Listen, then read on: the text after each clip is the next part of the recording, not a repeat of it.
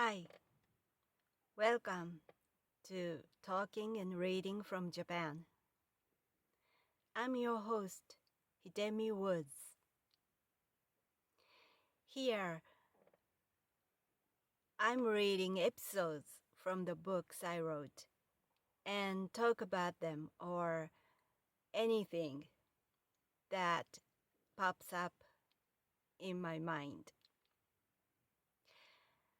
I hope you enjoy with me. Today, I'll read an episode from my book titled An Old Tree in Kyoto.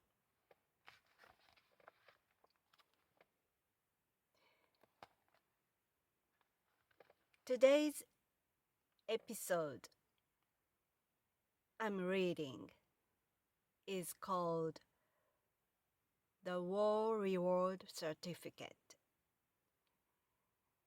It's about my late grandfather's certificate that he had treasured all his life.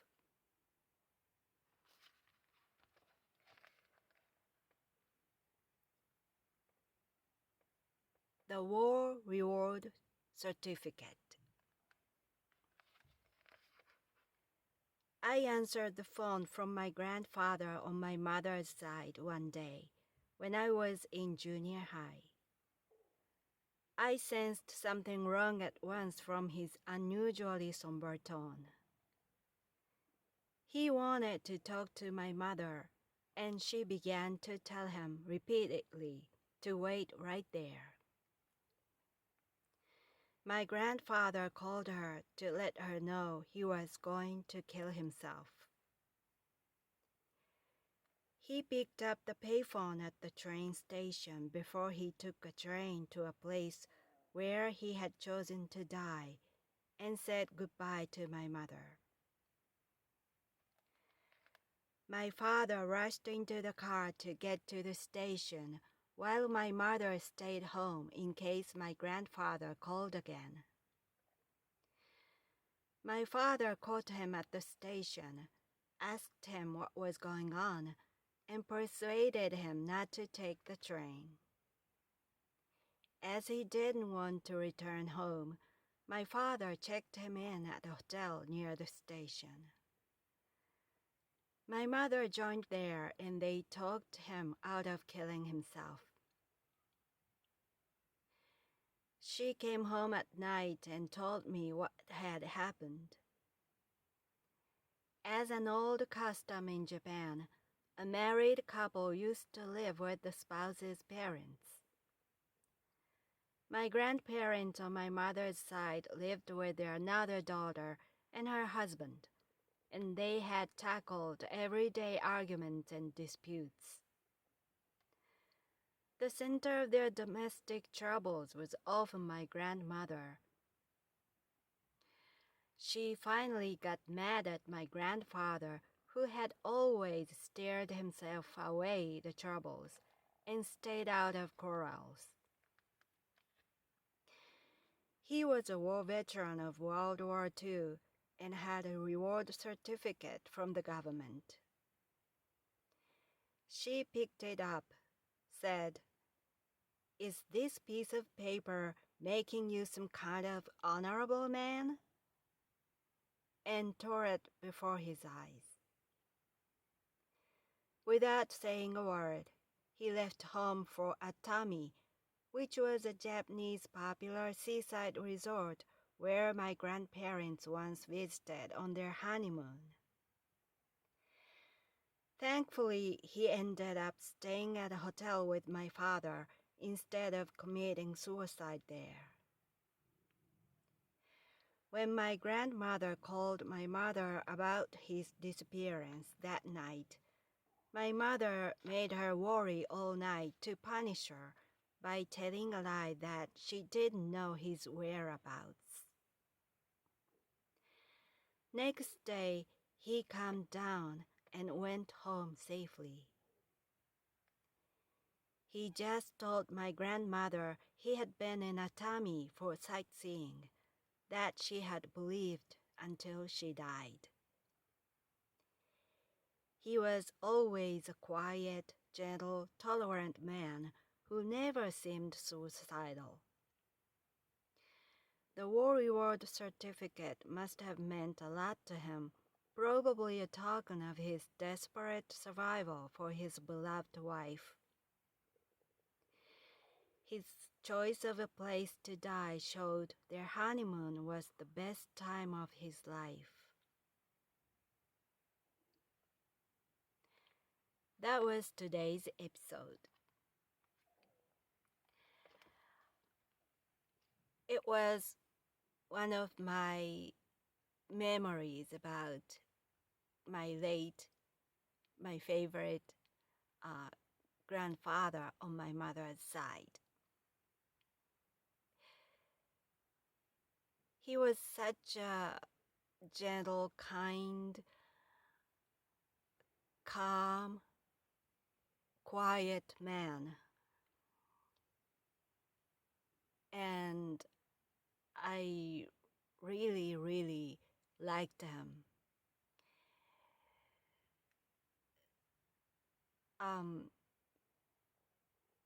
People like him as well. He was a likable man, and because he was although he was a quiet man, everybody liked him, so much so that he once became a mayor of a small town where he lived.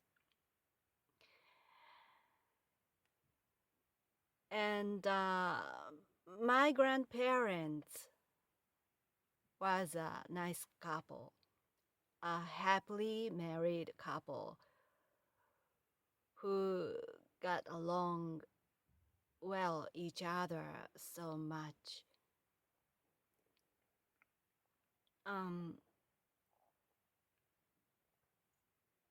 In those days, not so many couples were happily married because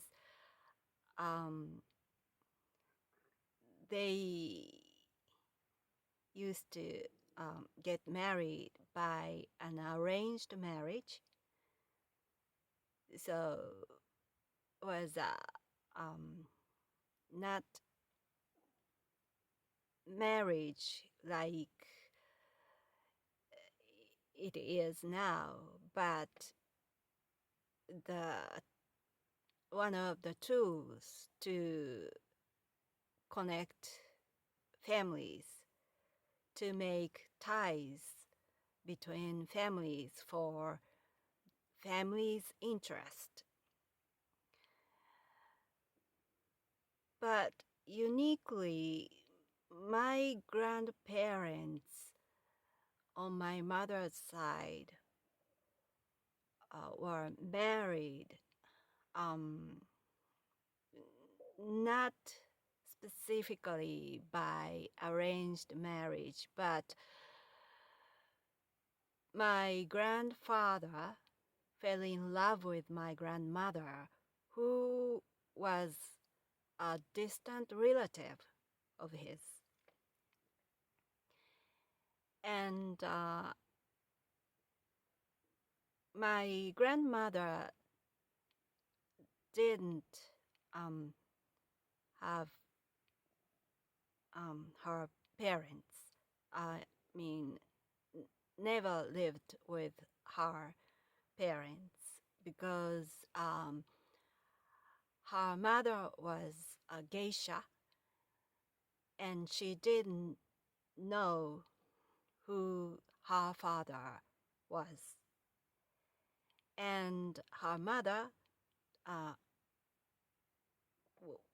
who used to be geisha, she died when she gave a birth to my grandmother. So she did neither of her parents. And she didn't have home. So distant relatives were taking her in turns. And one of the houses she temporarily lived was my grandfather's. And while she was staying there, my grandfather fell in love with her, I think. And after a few years later, after they became grown-ups, my grandfather wanted her to be his wife, and he asked his parents to allow him to be married with her. And they got married. And I had never seen them having a fight even once. They just such a nice couple. So when the event in this episode happened, I felt so strange because I thought they never fought each other. And them having a fight sounded so unusual or weird.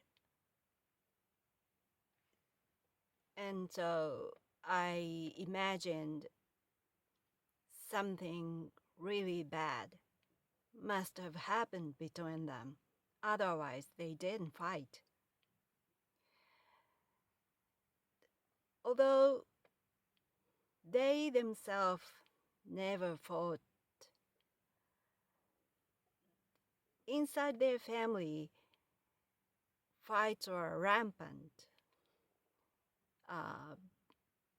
because they were multi-generation family, according to an old Japanese custom.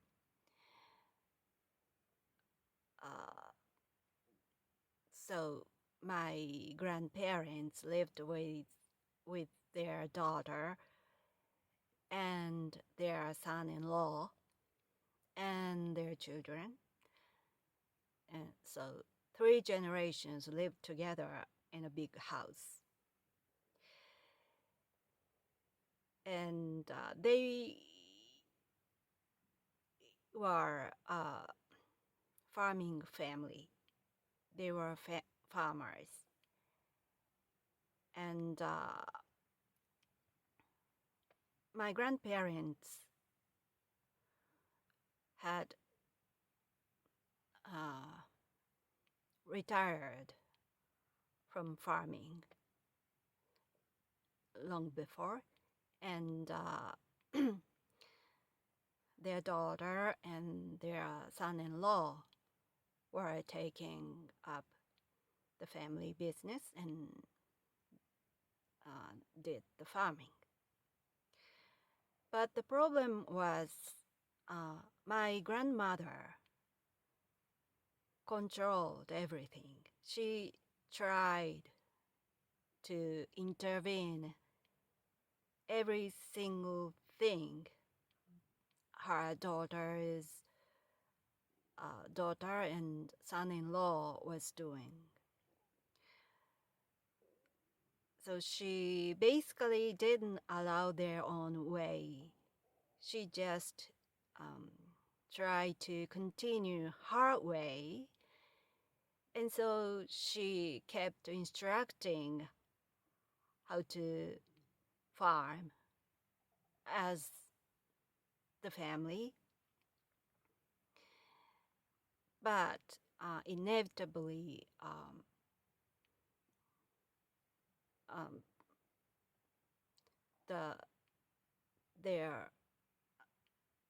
my grandmother's daughter or the son-in-law wanted to work in their way, but my grandmother didn't allow it. And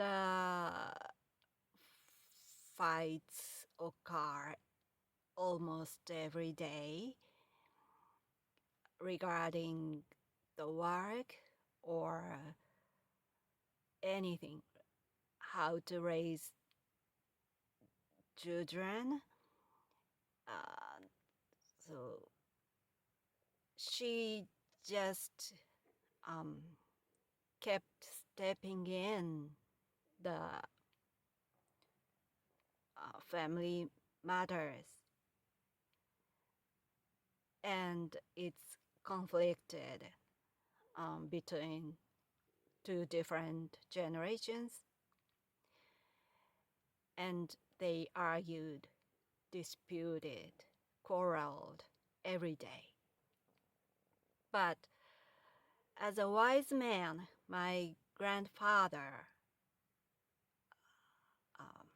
managed to keep distant from those fights. He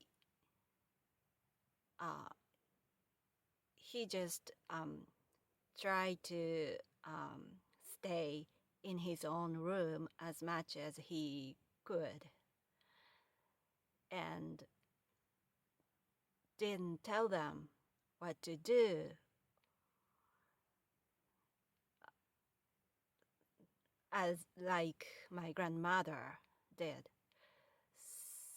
So my grandfather repeatedly advised my grandmother not to intervene them.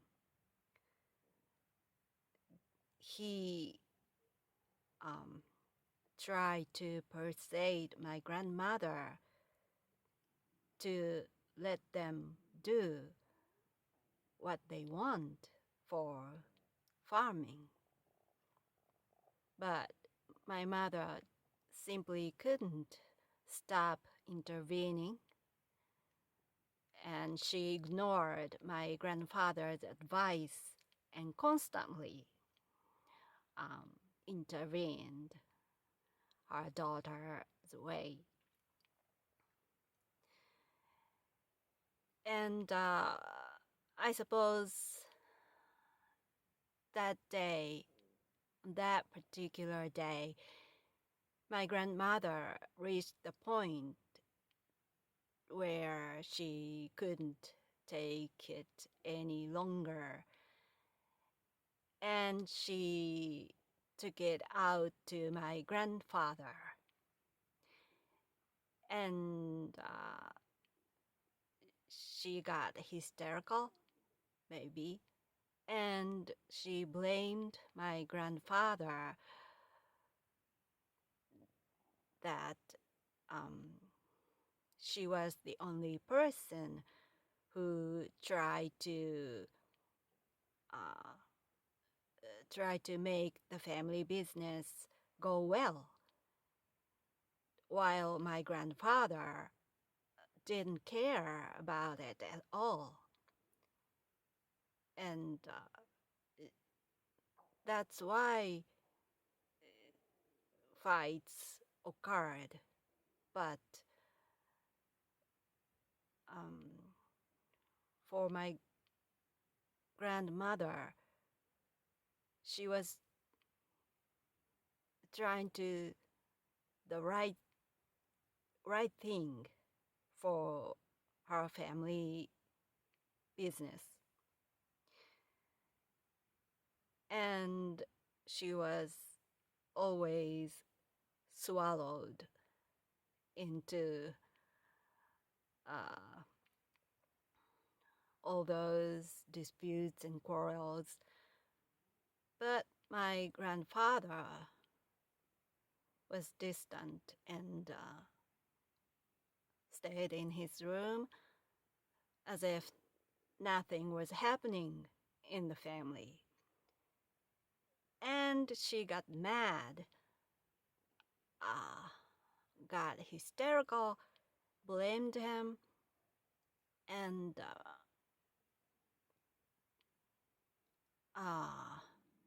tore the war reward certificate in front of him. That certificate was issued by the Japanese government when my grandfather returned home from World War II. It was kind of a government paper to show gratitude to a war veteran. And my grandfather treasured it, so he framed it. It was like a big poster, and he framed it and put it up in his room. But that day, when my grandmother was so angry at him, at his indifference to the family disputes, she took it down. She took that reward certificate down, unframed, and tore it before his eyes. I suppose that certificate was much more important than we all thought. And he just looking at my grandmother tearing it, he left home. He decided to kill himself. I think that certificate was more than a proof of government's gratitude or proof of his survival. I guess it was something much bigger to him, like he came home. He returned from the war just for my grandmother. Grandmother was the center of his hope during the war, to survive. He returned 9 years after the war, after he got initially drafted to the war. So it took him 9 years to come home. And I once heard from him that it was much more harder in a camp as a POW than in a battle itself. He battled in China during World War II, but soon he became a POW in Siberia, in Russia. And he spent about 5 years or more in that camp as a POW. And that experience was the hardest of his life as a soldier. Because according to him, surviving in a camp was much more difficult than in a battle.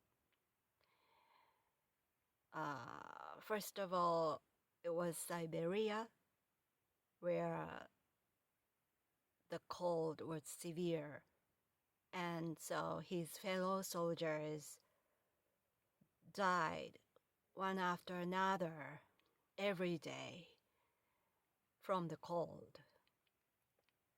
And also they were shot by Russian soldiers for fun. And many Japanese soldiers died in a camp, and he saw it every day, and it was easy for him to think it was his turn the next morning who died. But he tried so hard to come back to my grandmother, and he succeeded to do that and received the reward certificate. So I think that was for him it was a proof to survive for my grandmother. But she herself tore it by saying that that piece of paper meant nothing, and he couldn't take it, and he decided to kill himself. He was such a calm man, so I had never seen him get emotional. So being suicidal was the last thing that suits him. So that incident must have been so critical to him. But thankfully, he changed his mind and didn't kill himself, didn't go to Atami even. Even going there was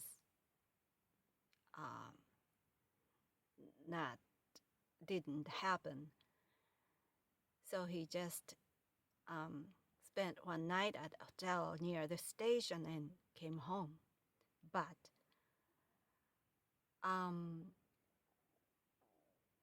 my grandmother thought he went to Atami for sightseeing because my mother tricked her. My mother told a lie to my grandmother for punishment, and she didn't tell the truth that he had stayed at a hotel, but she said to my grandmother that she didn't know his whereabouts. So when my grandfather came home, he told my grandmother that he went to Atami for sightseeing, and my grandmother had believed that until she died. And when she heard that my grandfather's story to go to Atami for sightseeing, she called my mother and told her that that lie to my mother. And my mother listened to her as pretending she didn't know. And my grandmother said, going to Atami for sightseeing, it was so funny of him. He's such a strange man. He is so funny, she said. And my mother laughed together on the phone, pretending not knowing anything. Eventually, after that, they never fought again. And in late years,